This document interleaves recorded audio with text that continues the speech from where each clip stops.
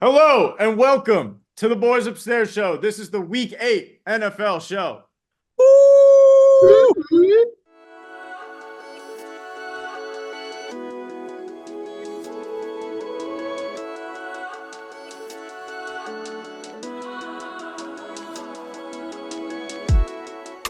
Welcome back, everybody. We're nearly halfway through the year here. And I have some random data that I thought was pertinent information for you all to know. Not really anything. Data alert.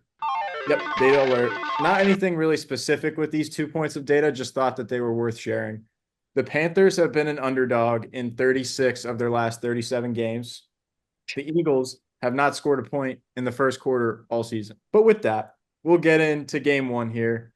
Bears going to DC, homecoming game for Caleb Williams. Totals 43.5. Bears are favored on the road, -2.5. Obviously, the asterisk for this game is that Jayden Daniels got hurt last week against the Panthers.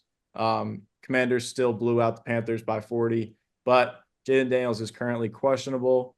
Doesn't look like he might not play. Nobody really knows right now. He said that he's hopeful to play, but it doesn't look like he will play. So at the time of this recording, which is Wednesday, we do not know what is going to happen. But if he doesn't play, Marcus Mariota will be in his stead. We will give it to Samuel. All right. This is a big one. This is a really, really big one here. For my guys, especially my Chicago Bears heading into DC again. We might have a little bit of a rivalry forming here as two of the last three seasons they've had Thursday night primetime games, split those 1-1.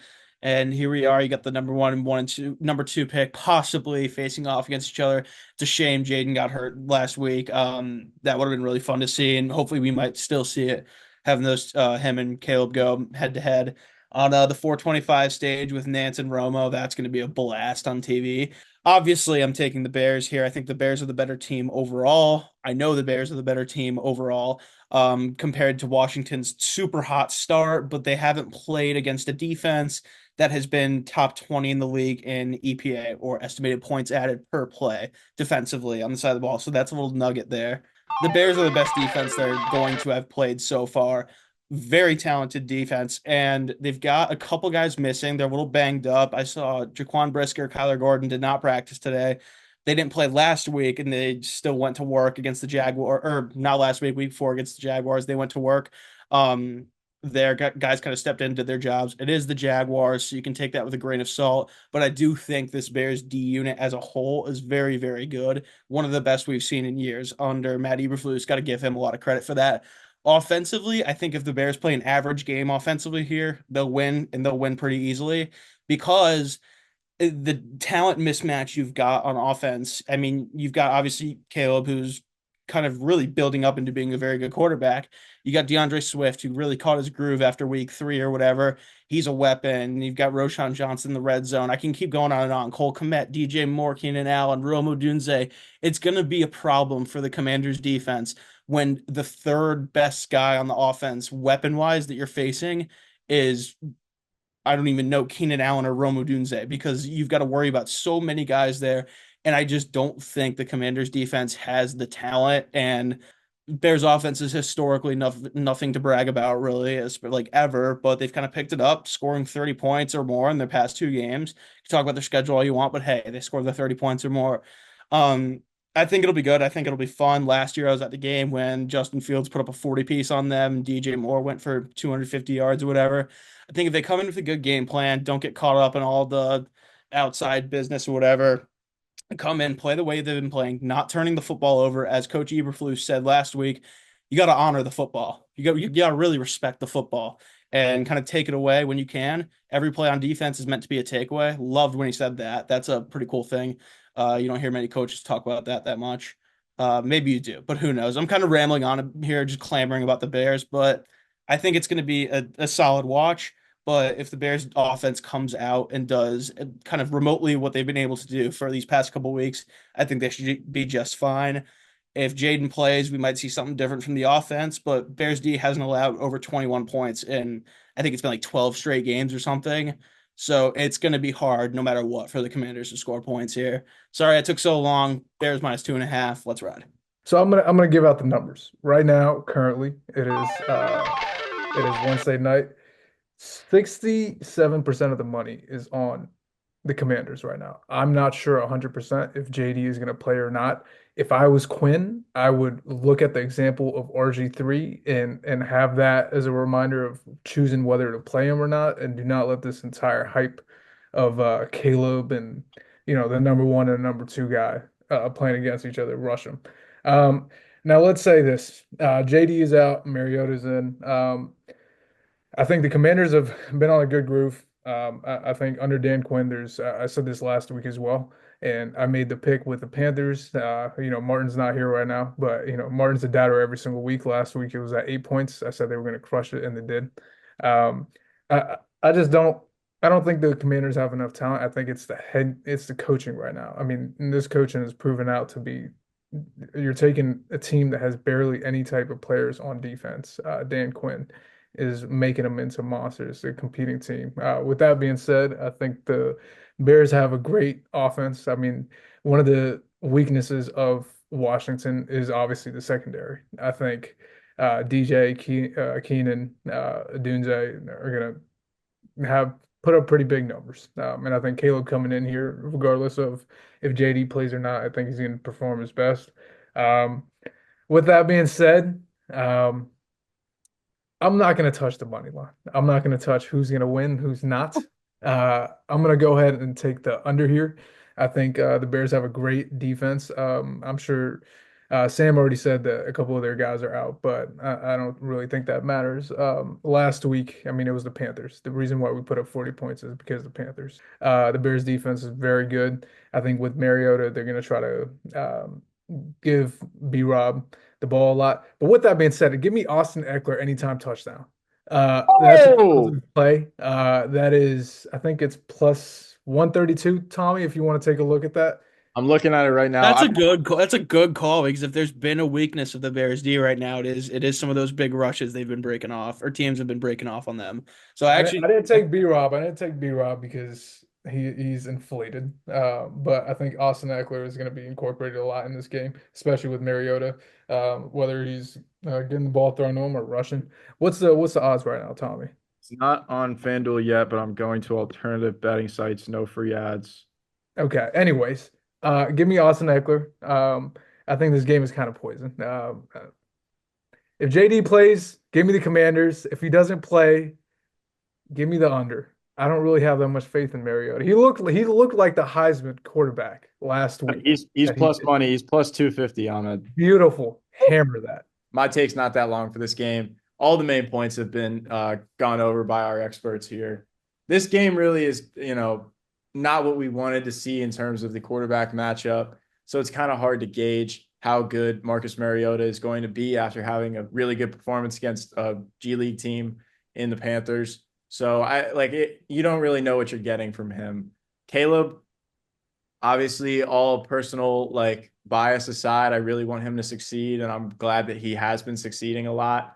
And I think that the Bears are like a very talented team on paper, and that they should be, getting better as the season develops. However, I can't just go with total vibes here. The Bears don't have a legitimate win all season. Sam, you know that just as well as Oh I. my God. You Bears. play who's on your schedule. Are you Every win, serious? every I win You has really been a just say one and that five we did team. not have a legitimate win.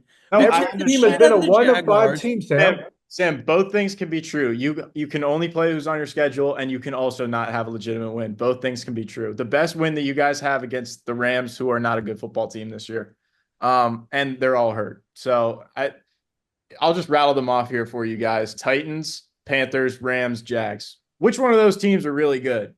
So, I mean, You seem to ignore the fact that we absolutely owned the Lions last year with half of the talent that we have right now. last So year is last year. This year is this year. I think that the Bears, point being, are going to win and cover this game.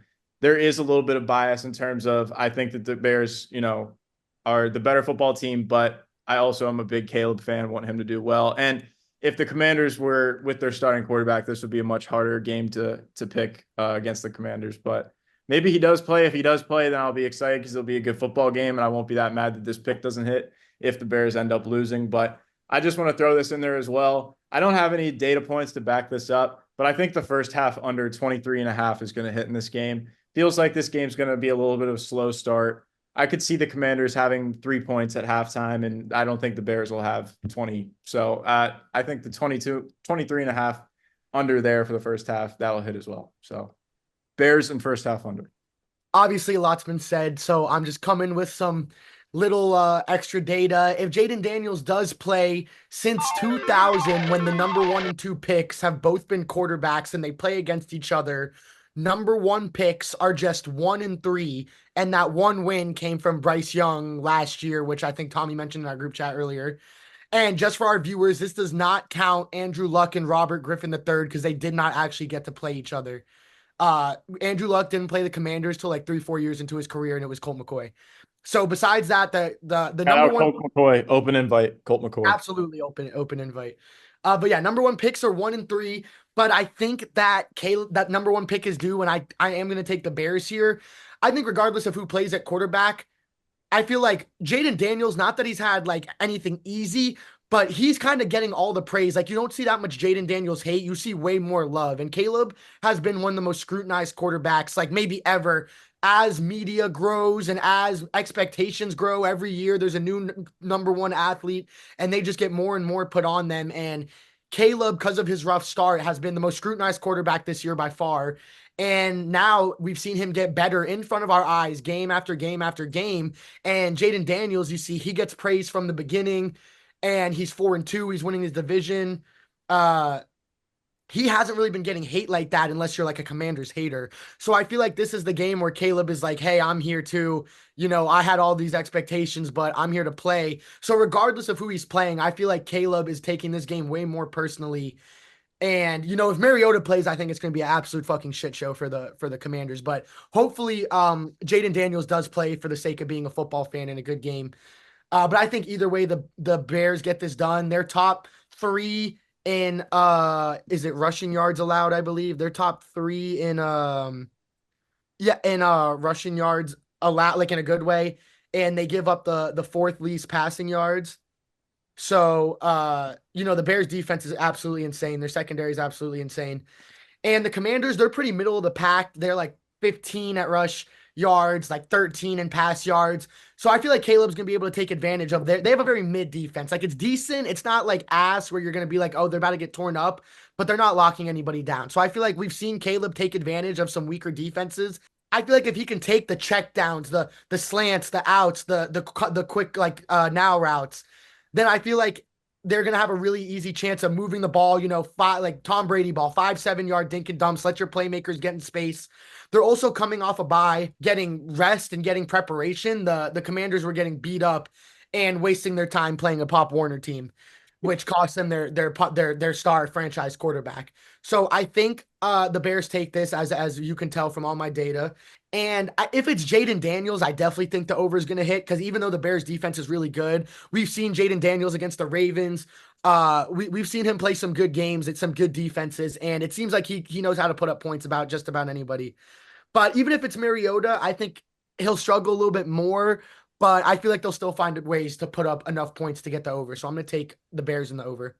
Love what's been said so far, guys. I'm gonna say Shout Sam, out, Scott. We just crossed the 2 a.m. threshold for 2 Scott. a.m. We're 2 shout a.m. outs, guys. Don't making worry. these picks at 2 a.m. So but the brain fog, I'm still well intact, lads. And I gotta say, Sam, this isn't the sleep deprivement speaking. This is coming from the heart. Bears are looking like one of the most exciting teams in the NFL right now. Maybe not this season, maybe they don't make that step to a playoff team, but going forward, there's like so much talent on this team. And I don't need to name names, you've already named them. But this team is like balanced on both sides of the ball. We've got the data to back it up, as the guys have previously said there. Few things that stands out to me is that Bears defense. And like you said, Sam, not a lot of changes have really happened. They put up a good performance last year against the Lions and other big kind of juggernaut teams. And now this defense has just got an offense that can finally put up points. So that's taken away and relieving the pressure on them. I love the Bears in this game. Give me the -2.5. This is a must-win game for the Bears. And I know it's early on to be saying that, but they're bottom of the NFC North right now with a 4-2 record. NFC North is cooking, and every win matters in this division.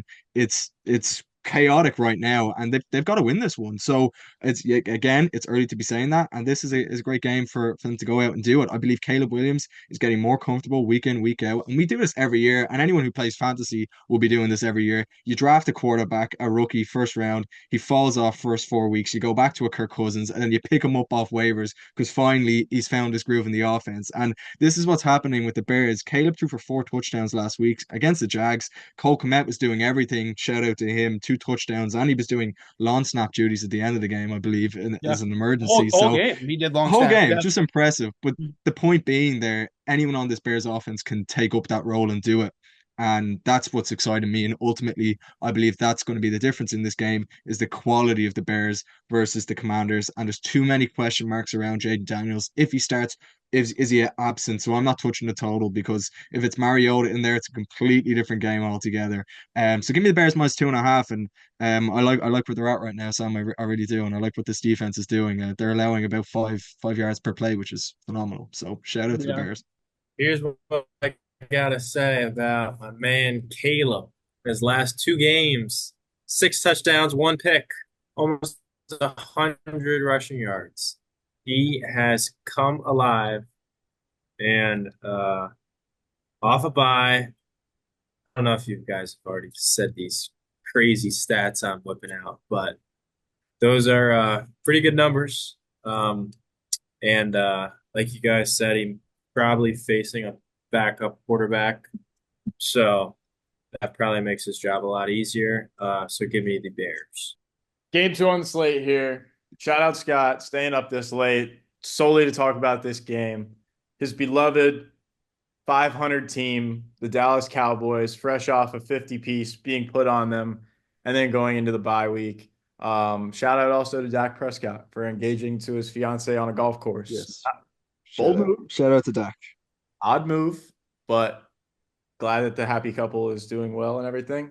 Cowboys are going to Santa Clara. The 49ers could be potentially the best 3-4 football team of all time in the history of football. Dealing with injuries, but like the pieces that they have on this team are way too good to be 3-4. They are favored -4.5 at home. Totals 46.5. This is Sunday Night Football, and we will give it to Scott. Thanks, Tommy. You mentioned the Cowboys there, and lads, last week was a great week because we didn't play and we didn't lose, and that was quite nice to not get my phone flamed with messages of the Cowboys suck. I came into this year not even saying it's our year because we made no off-season changes, like nothing worth noting. If anything, we lost. Like Michael Gallup decided to retire, and all this kind of stuff happened to us, and we go out and sign Zeke. And it's proven you can see it in this team. They're not playing for anything. The hope is gone. I can't see they're not ignited to go out there and play for Dak. CD's body language is just off. The offense is not rolling, and to go on Jerry Jones's birthday in AT&T Stadium and lose in the fashion that we did to the Detroit Lions was appalling to watch. And if you're a Cowboys hater, you're loving this, and I can see a few of the lads smirking. Go ahead, smirk. It's what we do, right? But this is embarrassing. But the Cowboys, I will say, are a bit of a sneaky team in the sense that we kind of come into the games that we're not supposed to, and we kind of perform when we're not supposed to, and everyone kind of counts us out. That's when sometimes we do actually all right. So I think we're going to cover this game, and I think there is a chance that we can win that, and that's down to a variety of different reasons. But I mean, at the moment, there's quite a lot of things that need to change, and it's got to start with the offense. I mean, we put up 9 points at home. I mean, there's lads that'll have that many beers at a pregame before they're going out. That's unacceptable. Like you can't be putting up 9 points at home. The offense might have just well stayed where they were. Like it's horrific. So got to start there. Next thing I want to discuss is the Cowboys' run game. Rico Dowdle is our leading rusher at the moment with 246 yards. I could envision Derrick Henry getting that if he played the Panthers or something in one game. So that's got to change. We've got to give him more carries. And Mike McCarthy has noted that and said that he will get more carries going forward. So that's I mean, it's good to hear, but is it actually going to come into fruition? We're going to have to wait and see. And this week against the 49ers is not the ideal week to get your run game going. It never is. Now, the Cowboys will cover this week. Like I've said, we do show up after the bye. It's a bye week, so we'll take that. Nice bit of study and film. We might be without Micah Parsons and DeMarcus Lawrence, so that defense is in a bad way. But I don't think we're gonna get the total here. What's the total very quickly there, Tommy? 46.5.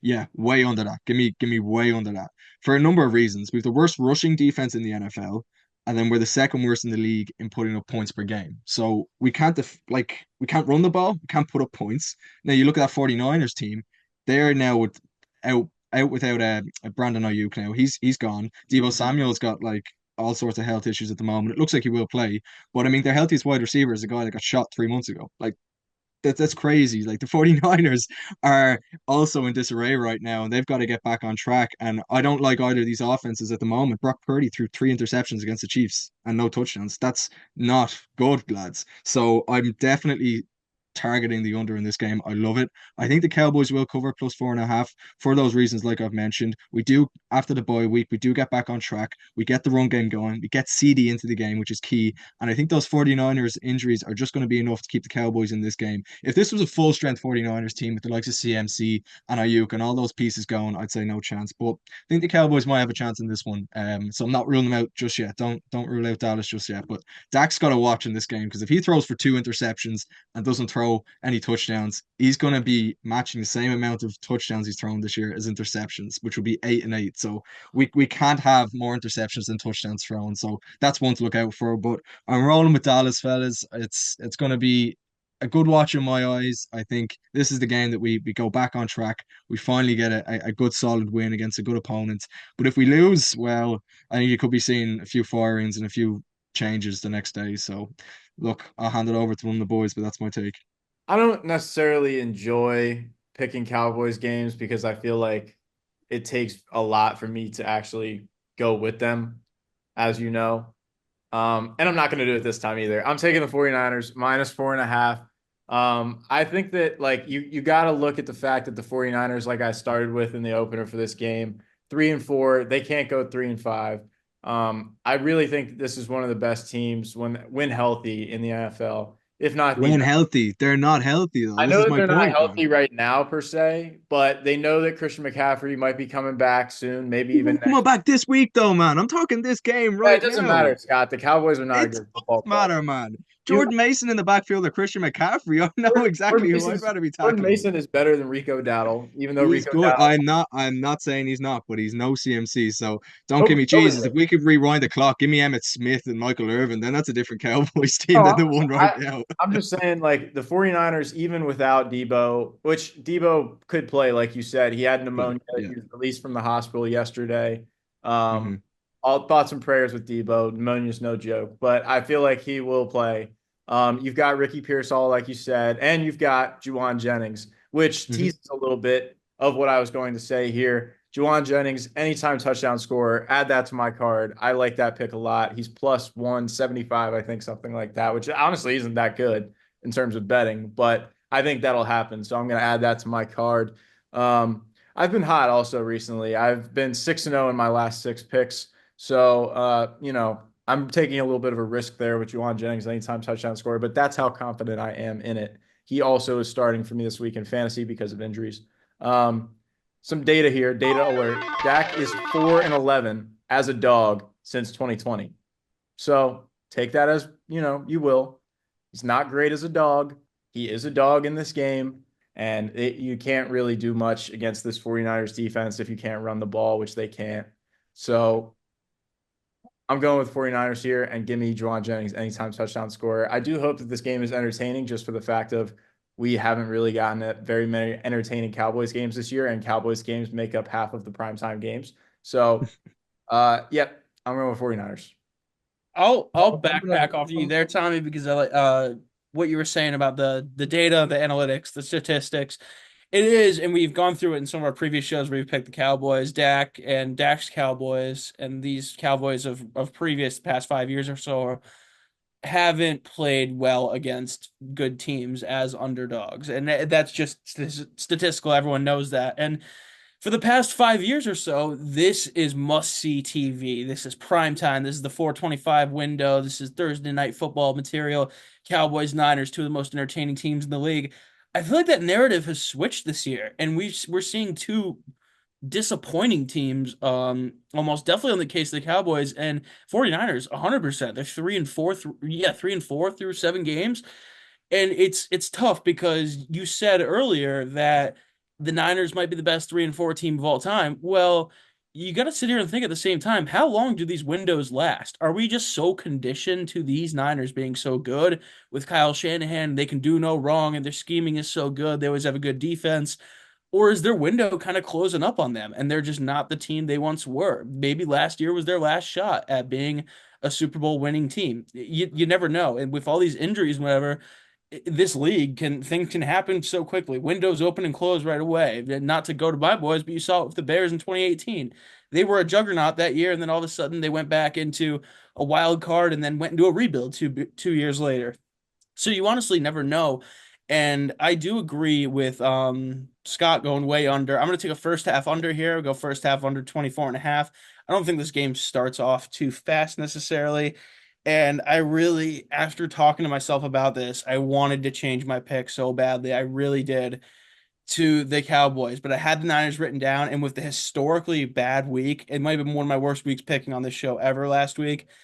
I had to put down a script and stick to that and not go anywhere else. So I'm gonna go with the Niners in the first half under.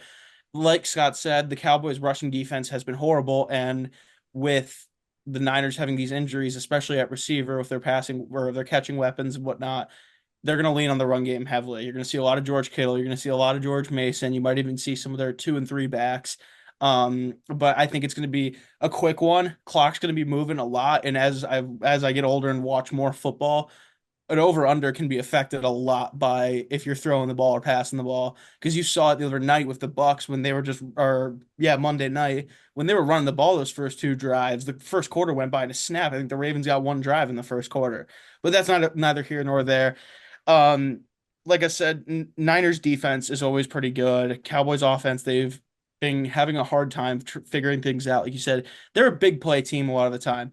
And that's at least from what I watch. A lot of the Cowboys' success comes from those big plays, those big shots to CeeDee Lamb, the big runs from Tony Pollard, Zeke Elliott, whoever it was in the old days, and those big throws from Dak. And on defense, their defense was great last year, and it's been good before with your guys like Micah Parsons and Trayvon Diggs and Deron Bland when they're going up and Hmm. making those plays. And you haven't seen that this year from the Cowboys. They haven't been making those big plays on a consistent basis, and you could tell it's been hurting them. They look deflated, and they look like they're waiting for a miracle to happen. And they go out, and their defense gives up a touchdown. And they're like, okay, well, we're gonna sit here and hope. And it looks like the entire team's standing there and hoping. Let's hope CeeDee Lamb gets open here and goes for an 80-yard touchdown. And then when he doesn't, they start trying to force stuff.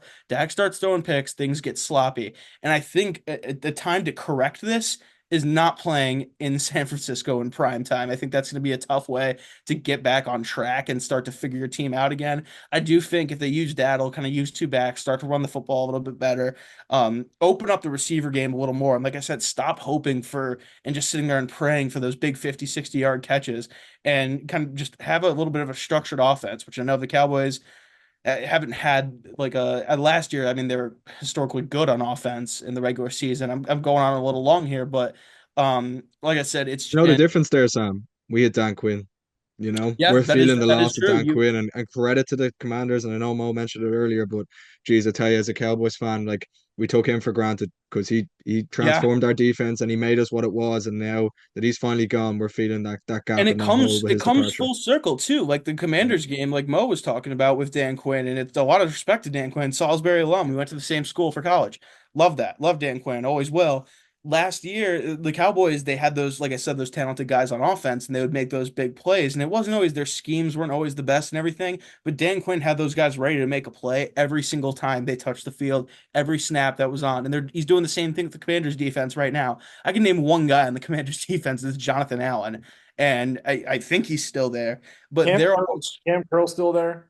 I don't think so, no. But they're all Oh, swarming around. They're trying to make plays when they can. That's something that I really respect Dan Quinn for. Is his guys go to war for him, and that's just something I'm not seeing with the Cowboys this year. Is there's not a lot of fight, especially when things go wrong, like you saw in that atrocious loss the other week. I know they're on bye this week, but they were just deflated. And it's like when you're down 25 points or whatever, it was like playing Madden and you're just trying to get a touchdown on every single play from that. It was pretty sad to watch.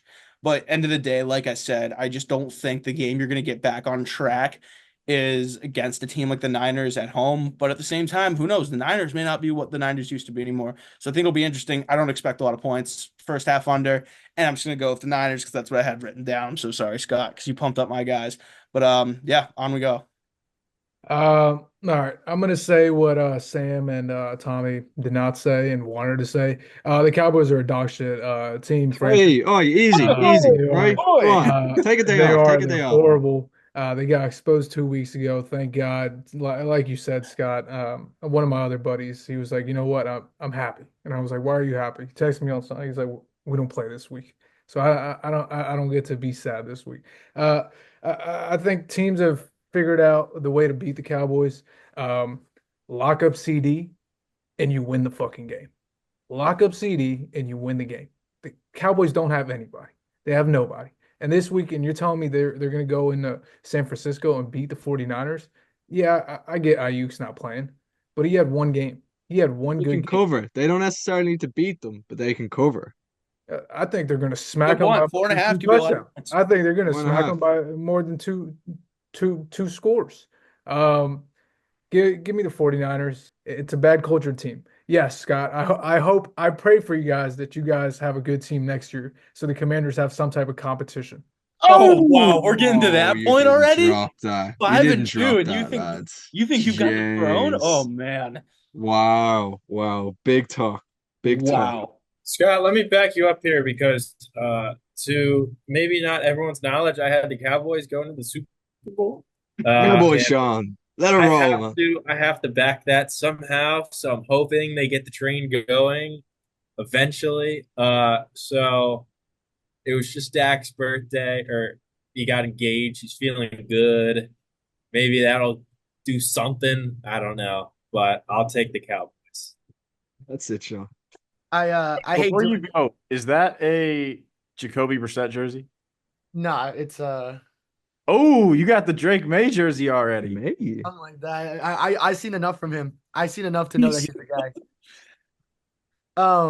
But I do hate doing this because Scott is my guy and he really was hyping up the Cowboys. And I will say through my research, Dak is really not having that bad of he's having a good season actually. And they do have a chance to turn things around, but I don't think it's gonna be this week. The Cowboys are on a 3-game losing streak to the 49ers. Last time they beat them was 2020 when Andy Dalton and Nick Mullins had a ravishing fucking shootout that was like 41-33 where the Cowboys won. Dak in his career versus the 49ers, he's 2-3. Those two wins coming in 2016 and 2017, which is like a completely different 49ers team than we're seeing now. Against the 49ers, he has 8 touchdowns and 6 interceptions. So kind of literally, I think that's exactly what he might have this season. Something around there is 8 and 6. So he does the same thing against the 49ers. Uh, Brock Purdy, on the other hand, in prime time, which this is a prime time game, if I believe. He has a 5-2 record. He has 10 touchdowns and 7 interceptions, 1,800 yards at about a 58% completion rate. So he does pretty well in prime time. Maybe he's not the most efficient, but he does well. He wins games. So I think that the 49ers on prime time, we've seen the 49ers do absolutely ferocious and illegal things to teams on prime time. And just like how the Cowboys are fighting, the Niners might be fighting even a little bit more. They know they can win their division. So I think they can turn it around. I think they get their ass whooped just one more time. They get their ass handed to them. And then they're like, okay, what are we doing? And then they turn it around. I just don't think it's going to be this week. So 49ers and the under. It's time for the best part of the show here. It is time for the locks of the week, and we will give it to our most knowledgeable and bringing stats to the show and always has notes ready and puts a lot of time in for these takes. You know, he really just eats, lives, and breathes the Boys Upstairs show. We'll give it to Sean. I got my notes right here. I got my lock glasses on. This lock is maybe the biggest spread I've seen all season. It is the Tennessee Titans plus 12 against the Detroit Lions. Mason Rudolph, I believe, is still the Titans quarterback if Levis isn't back yet. Rudolph has a cannon, as people saw last year for the Steelers. Last couple games threw for like 300 yards a game. and like multiple touchdowns in each of those games. And I think he probably gives the Titans a better chance to win than Levis, who might be out of a job if Rudolph performs well. So give me them plus 12. That's crazy. That's 2 scores. I think they cover. Give me Jets -7 against the Patriots. I don't know why this is only a one score game. It blows my mind. I mean, it's free. Fight Um, back, Kobe. Fight back. Drake May's the future. um, I mean, yeah, I think this is the game where Aaron Rodgers comes out and tries to prove to the world that he's not a washed quarterback. That him and Devontae or a great duo all of a sudden again. Um, the Patriots, I just don't know, Kobe. I'm sorry. I don't know what's going on over there. But yeah, that's my lock of the week. It is a divisional game in Houston, I believe. Texans Colts. And I mean, Anthony Richardson, what are we doing, dude? It does not look good. He's got a pretty deep ball. He can run the football, but there's just not much else going there. They looked more of a complete football team with Joe Flacco, and nowadays that's saying a lot because they drafted him fifth overall. He's supposed to be your future. Texans, I was kind of talking shit about them in the group chat earlier, but they went and played the Packers in Lambeau last week. Lambeau's a really tough place to play. The Packers are a very, very good team this year. Defense is elite. Not high on Jordan Love, but I mean everything else kind of works for them. And they went in and probably should have beaten them. I think they kind of sold that game away. But the Texans are, I'm not going to call them like Super Bowl contender or juggernaut like people were saying going into the season, but are they good enough right now to beat the Colts by 5 points at home? You're damn right they are. Give me the Texans -4.5. I am going for the Bills -3 against the Seahawks as my lock of the week. Last week I picked the Bucks and +3.5 against the Ravens. We all know love the acquisition. Absolutely love it of Amari Cooper. Changes the scope of this Bills offense. They were calling out for a veteran receiver to come in there and give Josh Allen a hand, and that's exactly what he did. He barely even knew the routes week 1 and still managed to get a touchdown, which was remarkable. So give him an extra week there to learn the playbook, get comfortable. He could be in for a big game. DK Metcalf's questionable for the Seahawks. They've been up and down this season. Geno Smith leads the NFL in passing, which is impressive, but I think if the Bills get out to an early start there, I like what they're setting at -3 is not a whole lot of points, and I think they can outscore the Seattle Seahawks quite comfortably. I think James Cook's in for a good game, running back for the Bills as the Seahawks struggle against the run. It's gonna be the Bills. I love their offense at the moment, and shout out Keon Coleman, for Florida State alumni, and yeah, he's playing great football at the moment and top rookie wide receiver last week, and it's gonna be for another big one this week.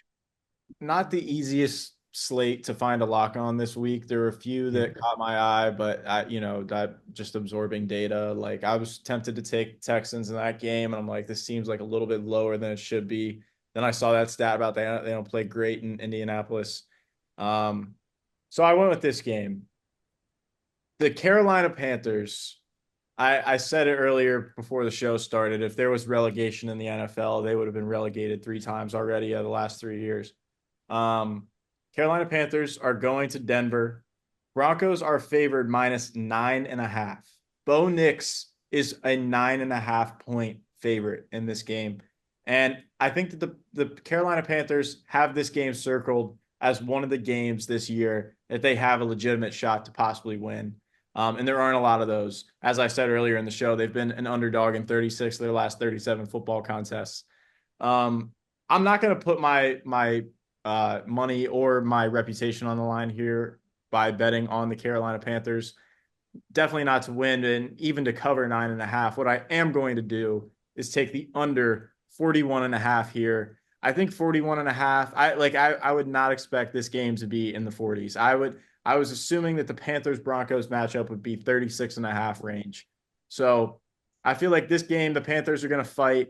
They know that this is a game that they could potentially win. I don't think they're going to let the Broncos run up the score on them. I don't think that the Panthers are going to win. I wouldn't be shocked if they won because, like I said, this is the game where they have a chance.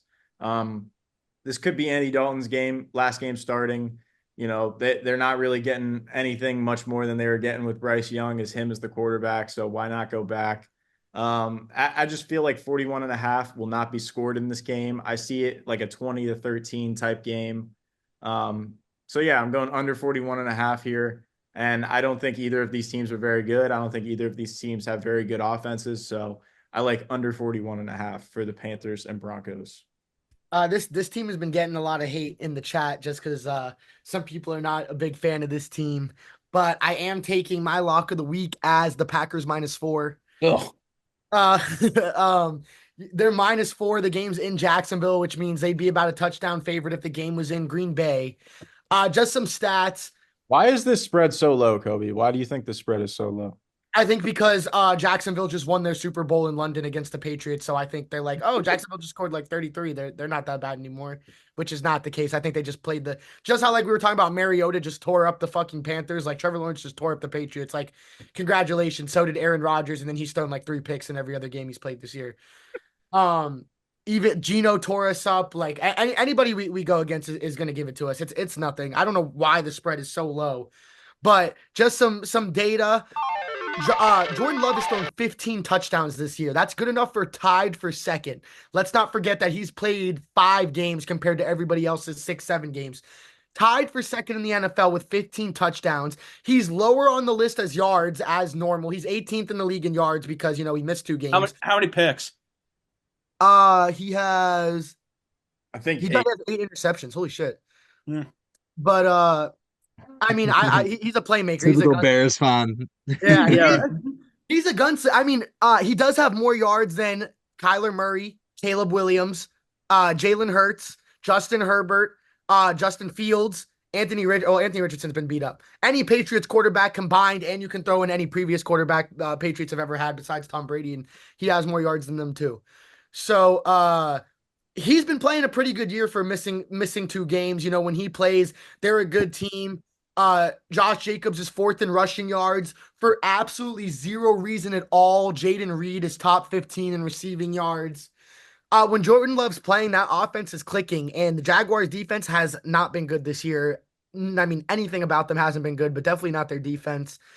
They just won their Super Bowl against the Patriots. They're about to get put right back in their place. They're not playing in their home stadium of London anymore, but they're playing in their second home of Jacksonville. All right. Well, hey, thanks for watching, everybody. Remember to like and subscribe. If you're watching this video right now and you're not liking and subscribing, then you're doing something wrong. Shout out you if you made it all the way to the end here. And let's enjoy some Week 8 football. You got to appreciate it while you have it. We're already almost halfway through the year, which is insane. We just love ball here at the Boys Upstairs show. And yeah, like and subscribe. Tell everybody you know. Tell your friends. Tell your loved ones. Tell Cole Kmet. Yep, tell Cole Kmet. We're going to have to start putting the pressure on Cole. Yeah. If things don't go our way here, but we love him. He's a good ball player. And shout out Jake Lewis at Wagyu Wednesday right now, studying for his finals. He's studying at Wagyu Wednesday while watching Top Golf or Top Gun. All at the same time. Yeah. Like and subscribe. If this video gets an all-time high in likes, Sam will buy Wagyu for every single person who likes the video. Whoa. Oh, shit.